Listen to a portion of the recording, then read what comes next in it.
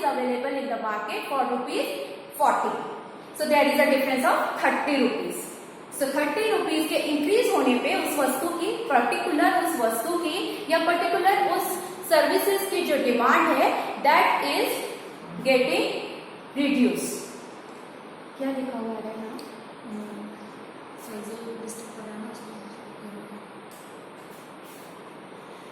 अभी हम इसको अगर कर्व की तरह लेते हैं, ठीक है, you all are having book, ठीक है, आप लोग ये वाले एग्जाम्पल को you can better relate with the example given in your text book. So जैसे जैसे ये प्राइस बढ़ रही है वैसे वैसे क्वांटिटी कम होती चली जा रही है। Now if you take as a graph, so जब फर्स्ट में है तो quantity is higher, this is called graph. Second price जब बढ़ गया है तो क्वांटिटी लोअर हो गया, थर्ड प्राइस और बढ़ गया तो क्वांटिटी और कम हो गया, एंड फोर्थ जब प्राइस हो गया एकदम हायर प्राइस हो गया, so higher the price lower the quantity, higher the price lower the quantity. This is the basic principle of the demand, law of the demand, and the other factors are constant.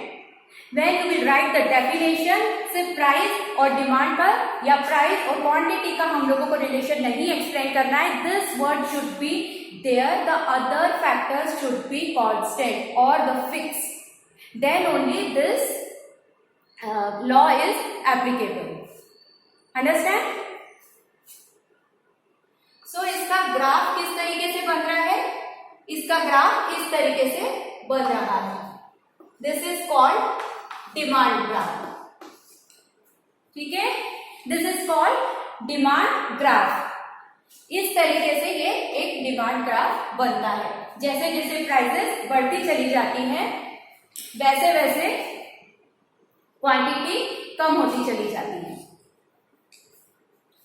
अभी बेटा ये पूरा जो आपका law of demand है, इसके आगे के जितने भी लॉज हैं वो पूरी तरीके से लॉ ऑफ डिमांड पे है।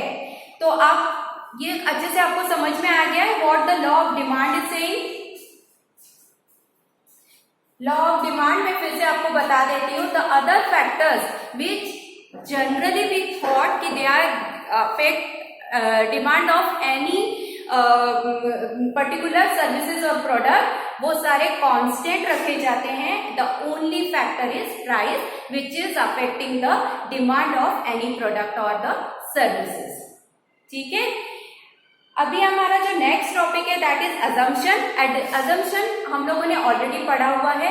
जो एज अ जनरल पर्सन हमको लगता है कि ये किसी वस्तु के डिमांड के लिए, जैसे मैंने आपको स्टार्टिंग में एग्जांपल बताया कि अगर कोई व्यक्ति है और वो मोबाइल परचेज करना चाह रहा है तो सबसे पहले वो क्या, उसकी हैबिट, उसके डिमांड क्या है, उसकी रिक्वायरमेंट क्या है, उस पर डिपेंड करेगा वो मोबाइल कौन सा वाला परचेज करे, राइट। तो ये भी कांस्टेंट होता है।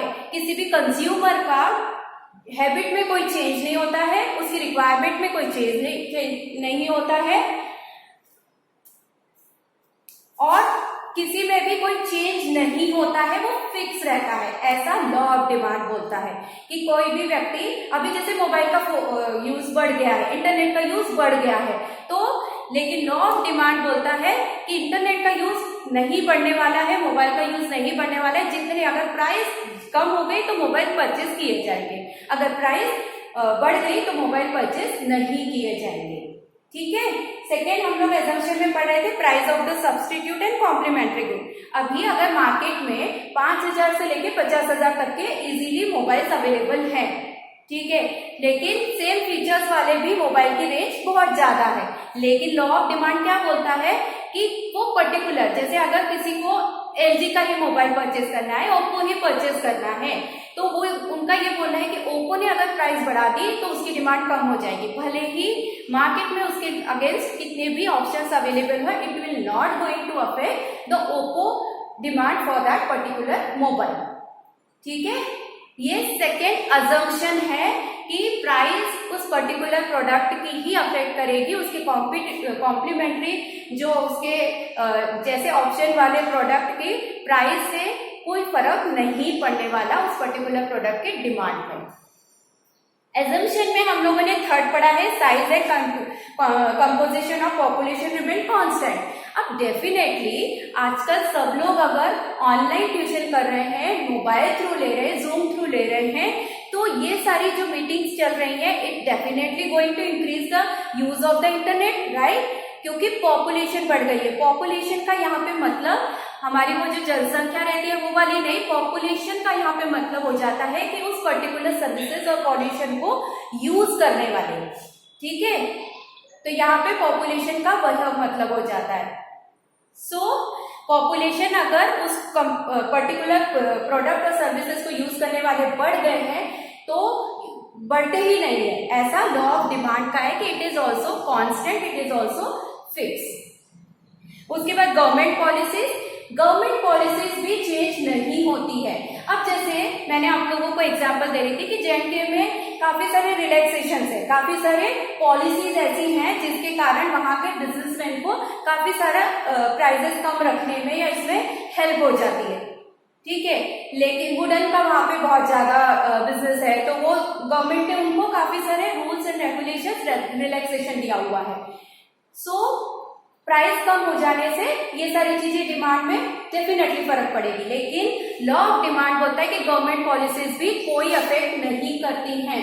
गवर्नमेंट पॉलिसीज किसी भी वस्तु के डिमांड को कम या बढ़ाने में कोई अफेक्ट नहीं करती हैं। It is constant. Income of the consumer का मतलब भी हो जाता है कि सोसाइटी के हर व्यक्ति की जो इनकम है दैट इज कांस्टेंट। मतलब आज जो 10,000 रुपए कमा रहा है, आगे जाके उसकी अगर मैनेजरियल लेवल पे भी पहुंच जाता है तब भी he will earn only 10,000। There is no means any, अगर उसको 50,000 भी अगर उसकी सैलरी हो जाती है उसके बाद भी वो प्राइस ही डिपेंड करती है उस वस्तु के, पर्टिकुलर वस्तु या सर्विसेज के डिमांड के लिए, not the income source. Okay, no change in expectation regarding future prices. Prices बढ़ जाएंगी, ठीक है? हम लोग कभी कभी क्या करते हैं, जैसे कि अभी बीच में लॉकडाउन के टाइम पे आ गया था कि वेजिटेबल्स वगैरह अवेलेबल नहीं होंगी तो तुरंत, या मेडिसिन वगैरह भी अवेलेबल नहीं रहेगी तो ये फ्लू की लेके आ जाइए, तो सब लोगों ने हायर प्राइस पे भी उसको परचेज करके रख लिया। So that is a practical condition. But law of demand बोलता है कि ऐसे कुछ भी एजम्पशन, उसका एजम्पशन ऐसा है कि इस तरीके से किसी भी वस्तु की डिमांड या कम या ज्यादा का इफेक्ट जो है वो उस फ्यूचर एजम्पशन पे नहीं होता है। फ्यूचर के बारे में अगर कुछ डिक्लेयर किया गया है तो उसका इफेक्ट नहीं पड़ता है किसी भी वस्तु के डिमांड को कम या बढ़ाने के लिए। तो एजम्पशन का मतलब आप लोगों को समझ में आया?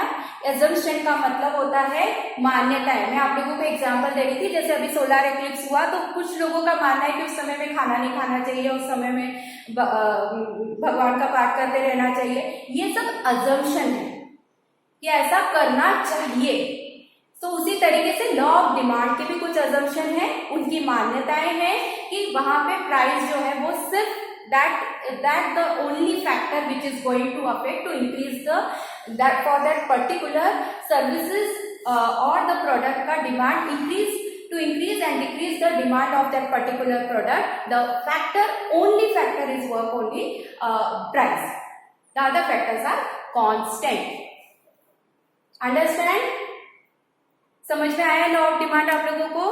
क्योंकि अदर फैक्टर्स आर कांस्टेंट, ये आपके हर लॉ में, इकोनॉमिक्स के हर लॉ में ये वर्ड रहेगा। तो यहाँ पे ये समझ लीजिए कि other factors which are the other factors and that will be constant और द फिक्स। ठीक है, आज टेक्स्ट बुक में से पढ़िएगा, मैं वीडियो अपलोड कर दूंगी तो उसमें से भी थोड़ा रिकॉल करने का कोशिश कीजिएगा और कुछ प्रॉब्लम होगा तो टेक्स्ट करिएगा।